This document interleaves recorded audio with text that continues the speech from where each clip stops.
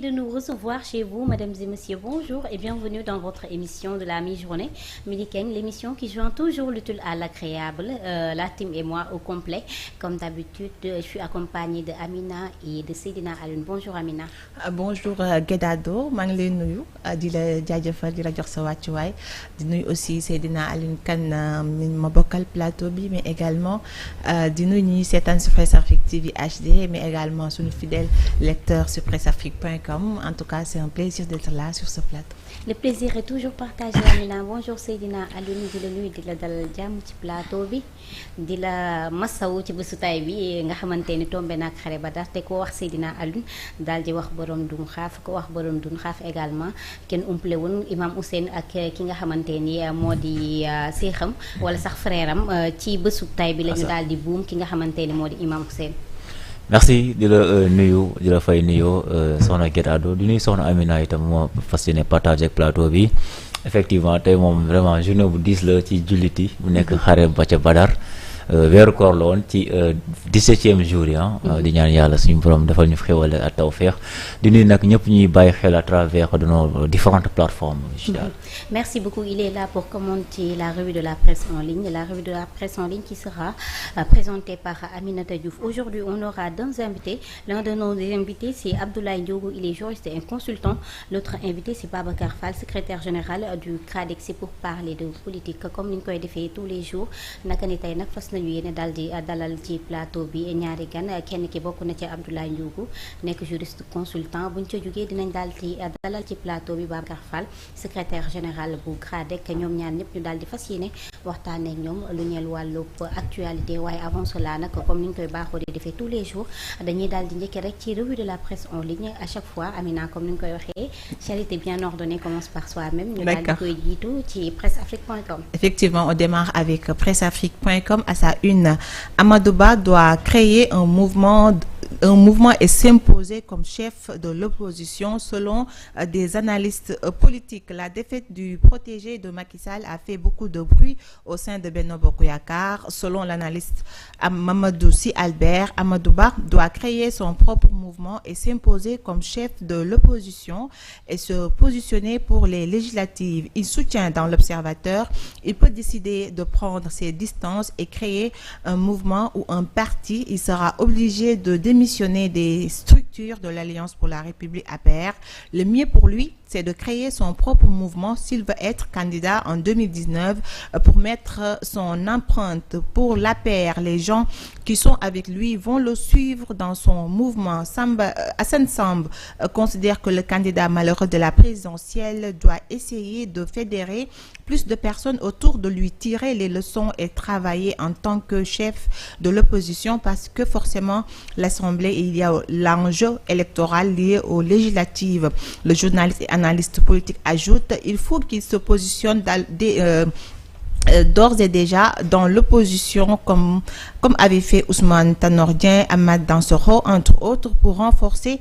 ses activités politiques en vue de la prochaine élection. Bien qu'il est arrivé deuxième à l'élection, l'interrogation qui se pose est avec quel appareil devrait-il être chef de l'opposition. Alors Guédado su tënk rek ay analyste politique ñoom ñoo joxe seen xalaat par rapport ak ki nga xam ne nii mooy Amadou Ba génn deuxième ci élection yu ñu génn. Alors ñoom jàpp nañ ni ku ci mel ni Mamadou Sy Albert ak ku ci mel ni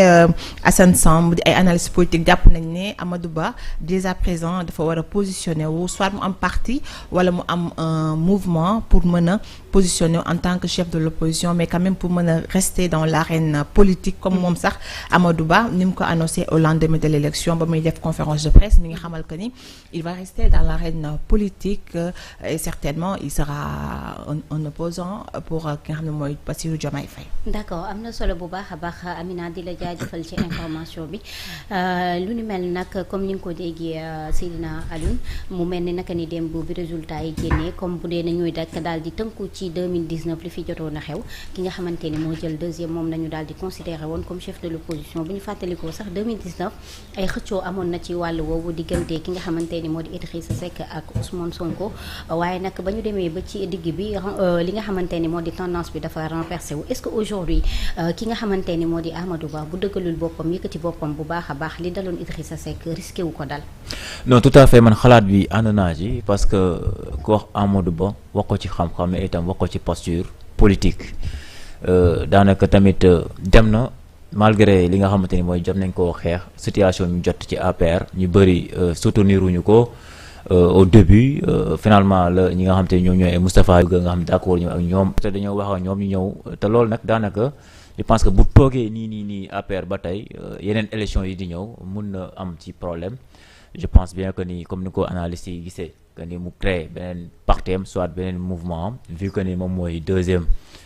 moom mooy le chef de l'opposition loolu nag mu nekk lu am solo mais itam posture am dina ko mën a jàppale ci lu bëri mu mën a opposé ki nga xamante moom mooy Bassirou Diomaye Faye parce que am na xam-xam bi itam am na li nga xamante ni moom mooy élégance bi am na charisme bi quoi en fait te APR moom am na problème ba pare te luy ñaaw na ba pare parce que ñu si bëri ba ko président Macky Sall choisir daanaka ñu si bëri ànduñu si woon tey ñu dem ba tey daanaka loolu noonu bokk na ci lu poussé APR ñu am défaite bi ñu mel voilà ñu chuté ba 35% loolu je pense bien que ni moom dina ci rendre compte ba def ci ay conclusions yoo xamante ni dina ko jël en compte quoi en fait mu mun a créer benn parti. am na solo bu baax a baax alors Amina bu ñu jógee foofu ñu daal di wëyale daal di xooli seneweb.com lan la ñu xëyee. seneweb.com à sa une les principaux vainqueurs du scrutin. À chaque scrutin, son lot de vainqueurs et de perdants pour la présidentielle de 2024. Les vainqueurs sont plus les organisations que les hommes. Après l'élection de Bassirou Diomaye Diakhar Faye, dès le premier tour, l'heure est venue de tirer un bilan provisoire sur le scrutin et le processus électoral. Après les perdants, c'est le moment de s'intéresser aux gagnants de cette élection. Sénégal, la voie de la sagesse. Le premier sur la liste est sans conteste le Sénégal et son peuple. Le pays a vécu un moment d'incertitude grave après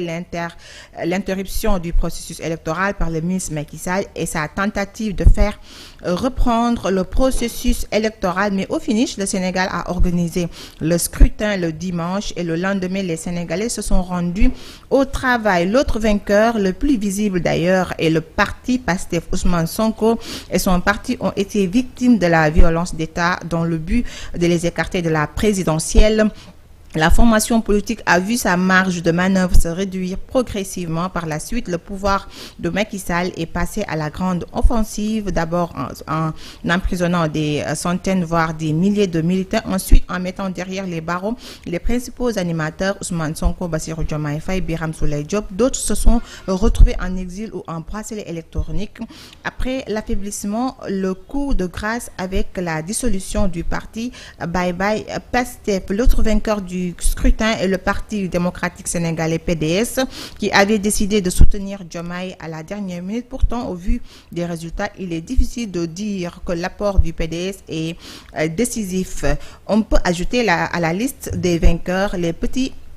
poussée de la présidentielle. Il s'agit de la révélation Anta Babacar Ngom de Pape Djibril Fall qui devrait conforter sa position, surtout dans l'opposition, et Serigne Mboup qui continue de hisser la toile en se positionnant comme le représentant des Dara et du monde de l'entreprise. Parmi les vainqueurs aussi, il y a le Conseil constitutionnel, mais aussi il y a Thiandella Fall qui a refusé de donner Ousmane Sonko ses fiches de parrainage. Mais hormis cet épisode, la DGE a été quasi irréprochable. Alors, Guédadou, on avait donné les perdants, à savoir ki nga xam ne moom mooy Amadou Ba, le président Macky Sall, à savoir aussi le candidat du PUR, mais aussi ki nga xam ne ni mooy Bougane Gueye Dany. Mais tey nag ñu daal di ñëw sur les gagnants. ki nga xam ne ni moom mooy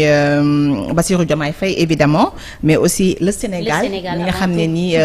l'élection s'est passée dans la paix et la tranquillité, dans le calme, mais aussi ñeneen ñi nga xam ne jàpp nañ am nañ ndam ci bile élection mooy ki nga xam ne mooy PDS, malgré que ni candidat am bokkul mais gis nañ soutien bi mu indi ak Bassirou Diomaye Faye et c'est une victoire tey boo demee ànd ak nit mu gagné ay élections. ñeneen ñu jàpp comme ay vainqueurs mooy ñi nga xam ne mooy les petits poussés à savoir Anta Babacar à savoir ki nga xam ne mooy Pape Djibril Fall mais aussi Nissou Dara ki nga xam ne mooy Serigne Mboup. Mais aussi le conseil constitutionnel bi nga xam ne ni c'est avec dignité qu'ils se sont retrouvés mooy c'est-à-dire ba président ne duñu def élection gis nga conseil constitutionnel quand même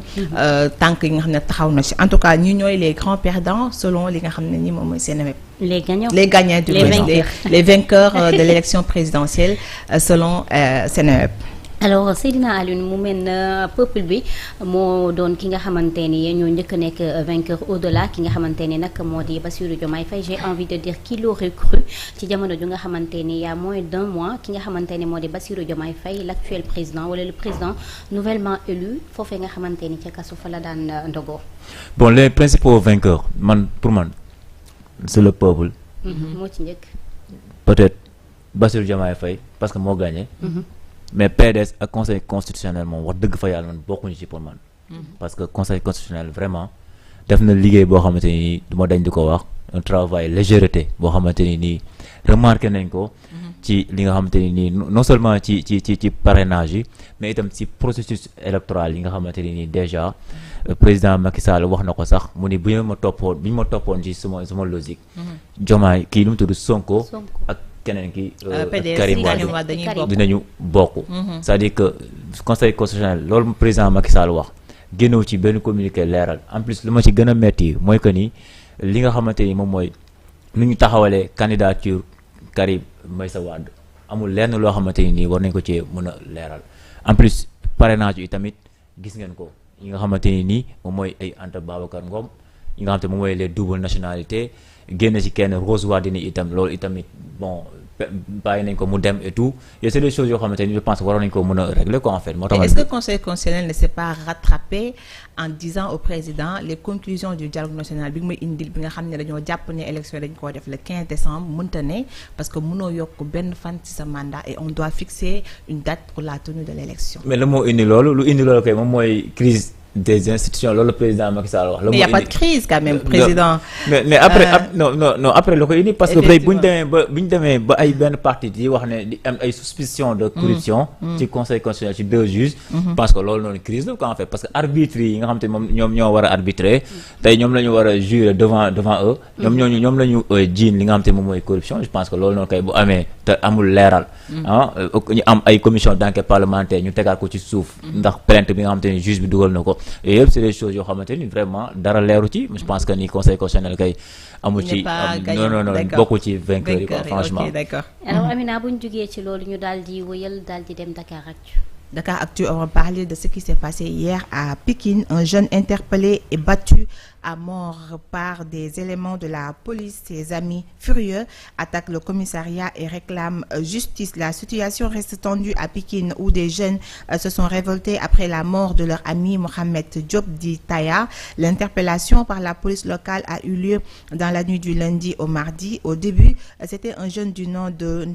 Ndéné qui était recherché. Des éléments de la police sont entrés dans une maison au quartier d'Arou à Ikota.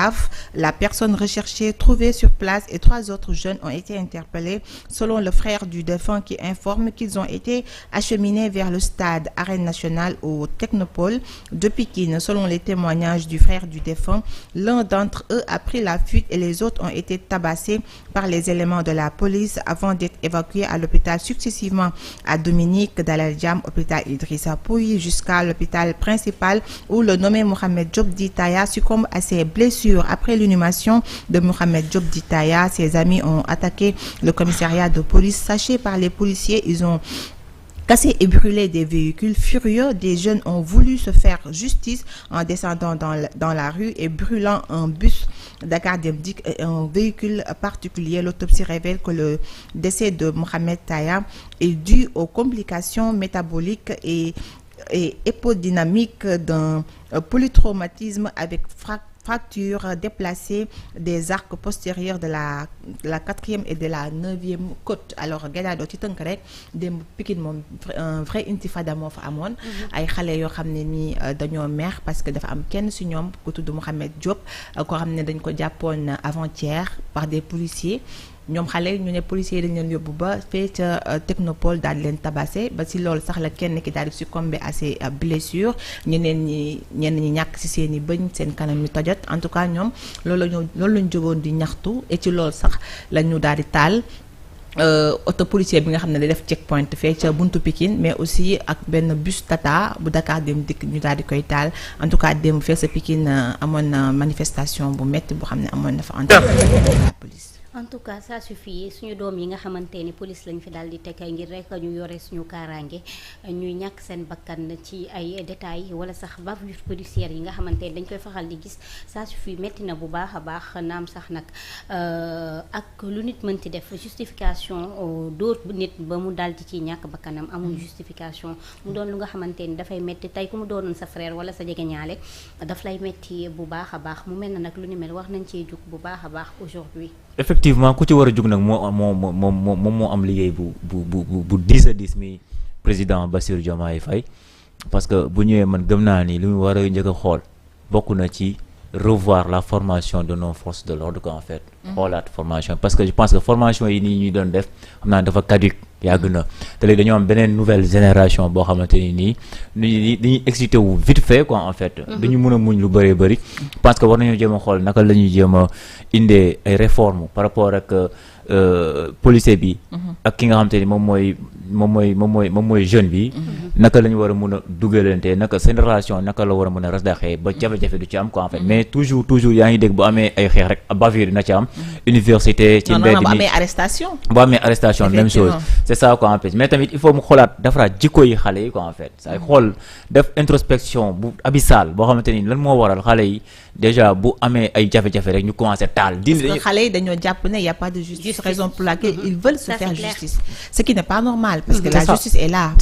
pour vraiment dire que c'est lui le responsable effectivement mais aussi man côté bi may xam mooy quand il y a arrestation pourquoi ça rime avec bavure policière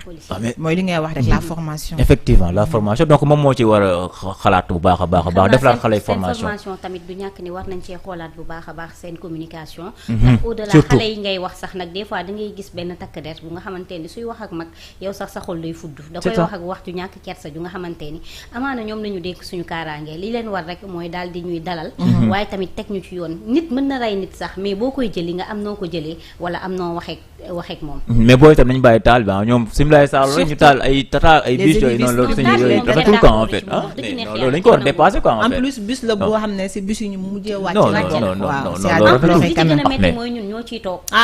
ñoo ciy gàtt en fait taal pneu taal bus après jeex na quoi en fait loolu rek pour yow loolu rek mooy solution bi non il faut ñu gën a sensibiliser leen aussi ça il le faut xam naa amaana léegi mu daal di dakk bu ñu ci jógee dañuy daal di dem xooli actualité sportive toujours avec Wii Sport. Oui, Wii Sport, on va parler des Jeux africains 2023, bilan d'une compétition où les sports décelés au Sénégal ont réussi les meilleures performances. La 3e édition des Jeux africains a pris fin ce week-end à Accra au Ghana. Le Sénégal a réussi de meilleures performances comparées à la dernière édition en 2019. Toutefois, le football, le sport roi, a encore laissé les amateurs sénégalais à leur faim, alors que les sports de combat ont fait retentir plus d'une fois l'hymne national sur plusieurs disciplines. Le Sénégal n'a pas concouru. Alors Gaïndado maa ngi koy wax bi passé maa ngi la naan à part le football au Sénégal combat bi mooy lutte nationale bi aussi ñoom tout le temps ñu ngi wane seen bopp te gis nañ ne am nañ ay médailles yu bëri ca Jeux africains yi nga xam ne amoon na fee ci Accra. am na solo bu baax a baax da ciy baax gannaaw suñu ni ñu koy waxee te suñu sport national la da ciy baax ñu daal di wane suñu bopp bu baax a baax. alors am nañ aussi 29 médailles sur les 45 pays yi nga xam ne bokk nañ ci. 29 yi ñun ñoo ko jël. waaw d'accord kon ñun moitié bi ñun ñoo ko jël Seydina Alioune ban jàngat nga am ci lu ni mel. non jàngat kay mucc am kay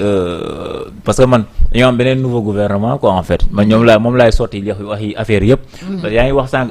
ay trophées yoo xamante ne ñoom am nañ ko mais itam am na yeneen discipline yoo xamante ne nii booy ñu ngi ciy def lu extraordinaire comme ay volleyball yi armation handball yooyu ñu ciy def basket bi itam ñu ngi ciy def lu am solo mais problème bi moom mooy amuñu ñu ku leen di accompagner gouvernement bi leen war a accompagner ak si seen gestion ni ñu koy defee yëpp amuñu ko ak seen équipement seen logistique yooyu noonu loolu la ñu manqué football bi la ñu gën a favoriser ak li nga xamante ni moom mooy lutte avec frappe quoi en fait je pense que président Bassirou encore une fois bu ñëwee dina les jeunes en tout cas espérons que il va faire focus inchallah si yeneen discipline sportive yi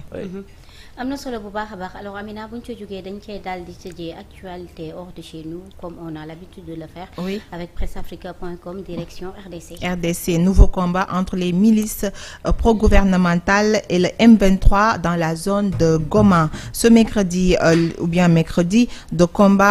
des combats ont opposé les milices gouvernementales aux rebelles du M23 épaulés par le Rwanda dans les alentours de Sake, la dernière place forte avant Goma, la capitale du Nord, Kivu et principale ville de la région. De nouveaux combats qui ne se sont pas isolés. Des affrontements ont été signalés sur plusieurs fronts dans les territoires du Massissi et du Nyiragongo. Alors, Guedado, fait RDC, si tu remarques bien, durant toute la semaine, on a parlé de RDC, les enfants qu'on a tués, des villageois qu'on a tués. Aujourd'hui, on parle de combat entre des milices pro-gouvernementales et les rebelles du M23. En tout cas, il est temps que ces choses-là s'arrêtent parce que quand même Afrique nañu jéem a xool nan la ñuy développer au lieu de tout le temps de combattre entre nous. En tout cas il faut faire taire ces querelles ak li nga xamante ni moo di clivage yi nga xamante ni am na ci diggante réew yi waaye itam am na ci diggante dëkku Afrique yi parce que amaan da ngay dugg ci benn dëkk ñaari nit comme li nga xamante ni xewoon na ci Rwanda ñoo bokk benn dëkk sax waaye ay lu jëm ci wàllu xeet ak waaso tax ñuy rayante ba aujourd'hui lu ni mel dafay rek daal di yokk guerre civile yi ñu bari di ci daal di ñàkk seen bakkan. Voilà effectivement moom démb sax Amina mu doon indi sax par rapport ak SADC dem na soutenir ki nga xamante ni moom mooy voilà RDC mu nekk communauté bu am solo communauté de développement Afrique australe boo xamante ni dafay gën a promouvoir li nga xamante moom mooy ay croissance économique durable ak indiwaat équité ci li nga xamante mooy dëkk yi nga xamante ni actuellement duñu duñu stable ñu guerre en tout cas la ñuy gën di nemmeeku seen dëkk yi mu nekk nag loo xamante ni mën nañu ko expliquer yu bëri ay explication yu bëri peut-être bokk na ci société bu feebar mais itam bokk na ci corruption bi nga xamante ni nii dañ koy nemmeeku ci genre dëkk yi mel li ni mel mais itam bokk na ci yi nga xamante ni moom mooy clan yi nga xamante ni dañuy bàyyi booy indépendant libre muy am ñi nga xamante ni du am benn autoritaire ci genre dëkk yooyu noonu te noonu la bëri comme Haïti temps yi effectivement comme Haïti nu mu mel comme ay Congo itam nu mu mel dafa mel ni daal amul benn gouvernement jeunesse bi itam kenn jàpp leen kenn toppatoo leen amuñu benn politique boo xamante ni ay politique publique boo xamante ni dafa mën a promouvoir emploi des jeunes et tout yooyu noonu yëpp dafay indi ay jafe-jafe par rapport ak li nga xamante ni moom mooy ñoom li ñuy dund foofu noonu RDC nag comme ni ko soxna Amina waxee effectivement temps yi moom ñu ngi dund lu métti te boo xefee moom lu dal Haïti dal fi nga xamante ni moom mooy Libye moom moo leen nar a dal je pense bien que ni que avec cette communauté là inchallah dinañ ci def seen kéemtulaay kàttan pour que lépp en tout cas ça suffit dañoo war a xool rek naka la ñuy def ba daal di am une Afrique rose une Afrique war na dépasser fii quoi amaana comme ni ñu koy waxee c'est une belle Afrique ku nekk daal ci gis boppam communauté africaine bi yëpp daal ci gis boppam pourquoi pas avoir une Afrique unie ci jamono jooju sax nag je pense que dañuy yàpp bu baax a baax parce que à chaque fois bu ñuy gis production film yi